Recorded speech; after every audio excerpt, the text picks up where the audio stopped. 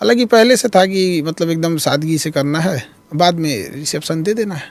पर कैसे हुआ कि लोगों को पता ही नहीं लगा? पटना में हुई ना शादी आपकी? नहीं, किसी को नहीं पता है कहाँ हुई थी। ओ ये भी सीक्रेट है। मतलब ये तो वो नूर खान एयरवेज वाली बात हो गई, किसी को पता ही नहीं कि क्या हो रहा है, क्या रखा हुआ है। तो अभी देखिए, नीट का पेपर लीक हो जाता है, बीपीएससी का पेपर लीक हो जाता है, हमको ये नहीं समझ में आता मेरी शादी लीक नहीं हुई, इनका पेपर कैसे लीक हो जाता है। हाँ। शादी में तो उतने लोग होते आपको हैं। आउटसोर्स करना चाहिए था ना खान अकेडमी को। तो उन लोग को पता नहीं क्यों ऐसे हो जाता है उन लोग। हमारा तो कहीं से नहीं हो, इवन कि ड्रोन ना हो, मतलब एक चीज का डर था कि कहीं ड्रोन से ना रिकॉर्ड हो जाए, तो ऊपर से भी कवर करा दिया गया था। जहाँ पे आपका निकाह हो रहा था? हाँ क्या लगाया आपने? टेंट लगाया? हाँ, वो सारा चीजें वो पैक कर दिया गया, कंप्लीट पैक टेंट। तो लोगों ने क्या सोचा फिर कि क्या मतलब बारात निकली होगी, कुछ तो निकला होगा? कैसे आप गाड़ी में गए, कैसे गए आप? तो नॉर्मल जैसे सब गए, गाड़ी से ही गए थे वहाँ पे। हाँ। बट किसी को पता नहीं लगा था कि क्या है क्या नहीं। हाँ। इवन जिसका जगह था ना, जिसकी प्रीमिसेस हम लोग यूज़ कर रहे थे, उन्हें भी नहीं पता था। निकाह के बाद पता चला कि यहाँ खान सर का निकाह हुआ है। ओह। पर फिर जब आपने तय किया कि ऐसे सीक्रेसी में शादी करनी है, तो आपकी जो अब वाइफ बनी है वो अग्री कर रही थी? क्योंकि जिंदगी में एक बार शादी होती है, धूमधाम से सब करना चाहते हैं। हाँ, ये इस मामले में तो हम मतलब ठीक है, लकी मानते हैं, क्योंकि जो चीज़ बोले उसमें वो एग्री हो गए कि नहीं ठीक है, प्राइवेसी के हिसाब से, सिक्रेसी के हिसाब से करना चाहिए। और उनका भी कहना था कि नहीं, अभी चूँकि युद्ध का समय चल रहा है, देश में हुआ है, और इस समय सबसे ज़्यादा ज़रूरत देश पे फोकस्ड होनी चाहिए इंसान की, तो ये चीज़ें उचित नहीं है। तो हम लोग तो इसी था। फिर हम लोग को लगा कि युद्ध अब हो जाए, कब हो जाए, इसलिए हम लोग ने रिसेप्शन को छोड़ ही दिए थे लोग कि भाई रिसेप्शन जब होगा देखा जाए, युद्ध बाद होगा रिसेप्शन। बट इधर देखे कि युद्ध का प्लान ही नहीं है इन लोगों का। तो बच्चों को नहीं बताया आपने? किसी को नहीं पता था? किसी को नहीं पता था। आपने छुट्टी कितने दिन की ली? छुट्टी नहीं ली। फिर तो रिसेप्शन, जिस दिन रिसेप्शन था उस दिन भी क्लास था, शाम में रिसेप्शन था, सुबह क्लास था। छुट्टी नहीं ली आपने? अच्छा, नोबडी नोज कि आपकी वाइफ का पूरा नाम क्या है, क्या करती हैं, क्या बता सकते हैं? नहीं, मैम थोड़ा सा इसको नहीं बताया, क्योंकि किसी भी लेडीज़ का अपना एक आइडेंटिटी होता है। वो अपना काम अच्छे से करें, अपने ऑफिस में जाएं, अब उनके काम के बदौलत लोग उन्हें जाने, न कि इस वजह से कोई जाने कि खान। किसी दूसरे का नाम जब जोड़ दिया जाता है तो अच्छा नहीं लगता है। कल को फिर कोई कहेगा कि आप यहाँ पहुँची इसलिए कि आप इनकी वाइफ हैं। तो हमें लगता है कि इंडिविजुअलिटी अच्छी रहनी चाहिए किसी की भी।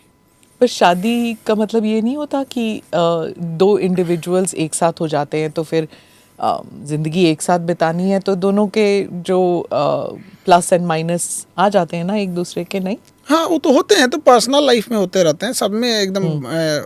हम अपने टीचिंग में हम हैं, वो अपने काम में हैं, हम उनमें इंटरफेयर नहीं करते। हमने जहाँ हम दोनों की ज़रूरत रहती है एक दूसरे के साथ रहते हैं। हाँ। और रिसेप्शन हुआ, सब आए, वीआईपीज वगैरह सब आए, और फिर वो भी बवाल मचा कि घूंघट ओढ़ा था आपकी वाइफ ने, और फिर किसी ने घूंघट को हल्का सा ऊपर किया तो फिर सबने कहा कि देखो देखो देखो, खान सर जो है विमेन इमेंसिपेशन की बात करते हैं, विमेन राइट की बात करते हैं, और घूंघट ओढ़ा हुआ है। तो मैम ये हम घूंघट को लेके जब रिसेप्शन हो रहा था तो हमने बोला था उनसे कि देखिए आप ये वाइफ का ही मेरे डिसीजन था कि हमको घूंघट में, क्योंकि उनका कहना था कि बचपन का शौक़ है मेरा कि हर लड़की का सपना होता है कि वो दुल्हन बने तो घूंघट। उतने भीड़ में घूंघट, दुल्हन की अलग पहचान क्या होती है, क्योंकि रिसेप्शन में तो सब सज धज के आए होते हैं, तो दुल्हन की पहचान क्या। हम कहें कि लोग फिर हमको बोलेंगे, तो कहेंगे नहीं नहीं मेरे बचपन का शौक़ है हमारा ये घूंघट। तो हम समझाएं उनको, अब कोई कितना ही समझाएंगे, लेकिन वो जिद पे अड़ी थी कि नहीं हमको ऐसे ही रहना है। तो हम कहे ठीक है भाई चलिए, तो लेकिन हम बोले थे। आपको बुरा लगा जब लोगों ने ऐसे बोला कि नहीं? अब लोगों के हिसाब से देखिए, एक हम लोग गांव से आए हैं, तो हमारे गांव में एक कल्चर होता है, हम गांव नहीं छोड़ सकते हैं। शहर में आने का मतलब हम गांव नहीं छोड़ सकते। तो हमारे यहाँ गांव का कल्चर होता है, मुँह दिखाई के लिए नेक दिया जाता है। तो जो औरतें होती हैं या जो छोटे होते हैं उम्र में, वो मुँह दिखाई नेक देते हैं। लेकिन जो भसुर होते हैं, जो बड़े होते एज में, आज भी ना मेरी मम्मी भी मतलब जो भसुर में आते हैं तो वहाँ पे भी थोड़ा सा ऐसे कतरा के निकल जाते हैं लोग। तो थोड़ा सा वो गांव वाला चीज़ रहता है कि भाई उसमें तो सीनियर भी आएंगे एज में, और कुछ जैसे गवर्नर सर तो एकदम मतलब पिताजी के एज के आएंगे वहाँ पे। तो वहाँ पे एक ठो गाँव वाला भी कल्चर रहता है। और हमारी भारत की संस्कृति थी, इसमें ना कोई किसी रिलीजियस संस्कृति से तो थी नहीं यहाँ। जी, जी। ये तो एक इंडिया की कल्चर थी। हालांकि हम समझाए थे, लेकिन होता है क्या कि हम थोप नहीं सकते ना अपनी चीज़ों को, नहीं आप ऐसे मत कीजिए। उनका शौक था घूंघट करने का, तो और वो करियर वाली हैं, मतलब वो काम पे जाती हैं। हाँ, ये नहीं तो काम पे क्या हम घूंघट लगा के थोड़ी जाते हैं। रसोई कौन संभालता है, आप कि दोनों साथ में? हमें खाना बनाने नहीं आता है, नहीं मम्मी और वो। अच्छा, हाँ, साथ में रहती है ना आपकी हाँ। माँ। अच्छा, दैट्स नाइस। और पर आपका जो रिसेप्शन था, सब वीआईपीज आए हुए थे, सब साथ में खड़े थे, और अलग अलग पार्टियों से भी लोग आए थे, पॉलिटिकल पार्टीज जो थे वो तेजस्वी भी थे और बाकी लोग भी थे, तो सेलिब्रिटी हो गए आप तो। हम तो एक शिक्षक हैं, अब हमको मतलब इंसान को थोड़ी समझ में आता है कि हम तो शुरू से ही एक पढ़ाने का काम किए हैं, और जो भी रहा, कोई टॉपिक है, कोई इशू है, तो उस पर बताते रहते हैं हम यहाँ पे। हाँ, रिश्ते सबसे रहते हैं और सबको कोशिश किए बुलाने के लिए। अब एक हफ्ता पहले ही हमने सबको लगभग प्राइवेसी मेंटेन करने के लिए लास्ट के एक हफ्ते हमने बुलाया था। तो आई थिंक कि कुछ लोग छूट भी गए होंगे, अक्सर हो जाता है, कई बार घर के बगल का आदमी छूट जाता है। नाराज हो गए तो कुछ लोग की नाराजगी आई, तो और कुछ लोग, होता है, ये ह्यूमन एरर हो जाता है।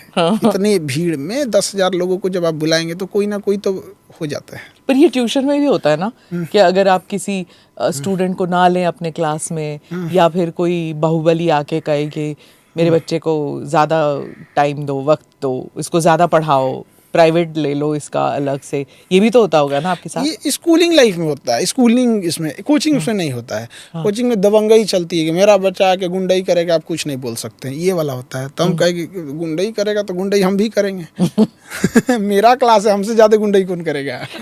तो इसलिए पहले होता था बहुत।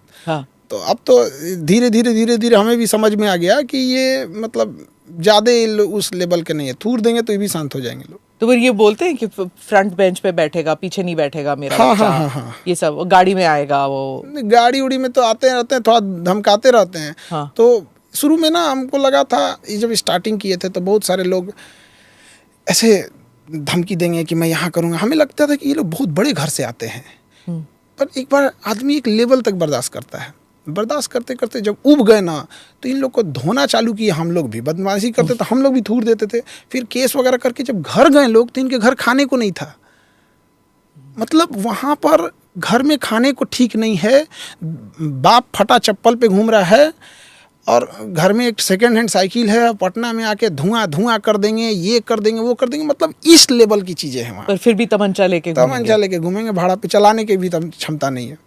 तो उब गए हम लोग ये सब चीजें देख के। अब कोई तमंचा लेके आता तो जैसे लगता है रुमाल लेके आया है। सबके पास होता है।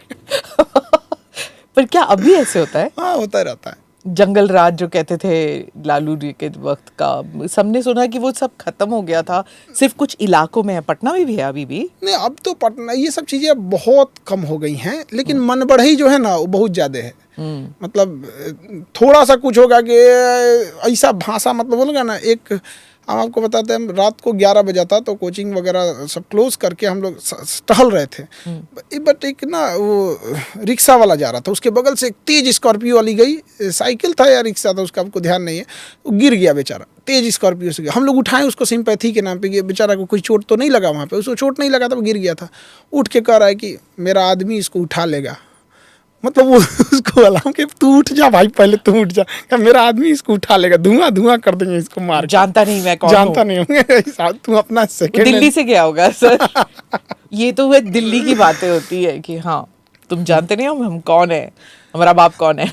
ये चीज़ें बहुत ख़राब होती है। हाँ। एक जो एटिकेट्स हैं, ये चीज़ें, इससे क्या होता है ना कि किसी भी जगह का बिजनेस खराब होता है। और कहीं पे अगर बिजनेस खराब हुआ तो वो स्टेट या वो जगह आगे नहीं जा सकता। बिजनेसमैन एक ऐसे चीज़ होते हैं ना जो दूसरे को रोजगार देते हैं, दूसरे से कुछ नहीं मांगते हैं। और जगह अगर ये बिजनेस डिस्टर्ब हो जाता है तो सारे लोग डिस्टर्ब हो जाते हैं। आप ये कह रहे हैं इस वक्त हिंदुस्तान में बिजनेसमैन को गालियां ही पड़ती है ना, जो बड़े उद्योगपति हैं, कि ये है ना। अब भारत में ना हर इंसान अमीर बनना चाहता है, लेकिन जो अमीर बन जाता है लोग उससे नफरत करने लगते हैं। हाँ। पता नहीं क्यों।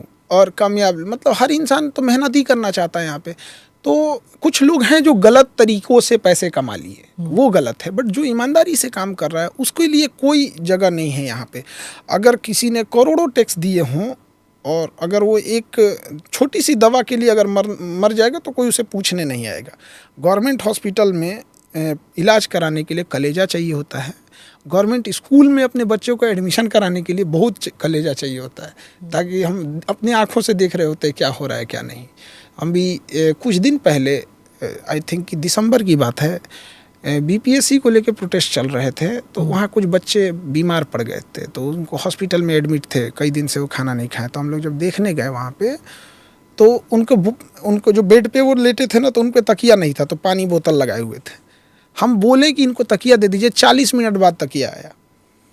40 मिनट, 1 घंटा को इंतजार करके तकिया लगाने के, मरीज है उसको तकिया नहीं आया। तो ये सारी चीज़ें गड़बड़ होती जा रही हैं यहाँ पे।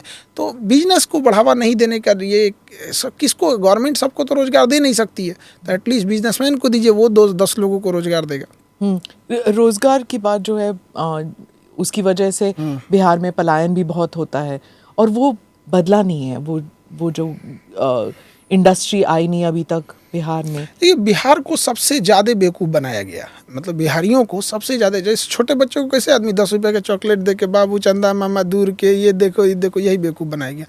बिहारियों को ये कह के बेवकूफ़ बनाया गया कि यहाँ इंडस्ट्रीज नहीं है। कौन सा नॉर्वे में इंडस्ट्री लगी हुई है? दुनिया के सबसे खुशहाल देशों में है सब, आइसलैंड में, स्कैंडिनेवियाई देश सबसे खुशहाल है, बट वो इंडस्ट्रियलाइजेशन पे नहीं जा रहे हैं। अरे 12 करोड़ की आबादी है, आप अपने कंजम्पशन बेस्ड इकोनॉमी बना सकते हो। क्या जरूरत है आपको अमेरिका को एक्सपोर्ट करने की? वहाँ पे फूल जो आता है बनारस से आता है। भाई साहब, खेती वाले राज्य हो, तुम्हारा फूल बनारस से आ रहा है, बढ़िया मिठाई बनारस से आ रहा है। कम से कम जो ज़रूरत के, ब्रेड यूपी से सप्लाई हो रहा है, बिस्किट सप्लाई हो रहा है, अब पेप्सी का प्लांट लगने गया, तो जो ज़रूरत की चीज़ें हैं वही बना ले लोग, तो वहाँ के लोगों को रोज़गार मिल जाएगा। तो लेकिन एक दूर का सपना दिखाइए ताकि पास में किसी को समझ में ना आए।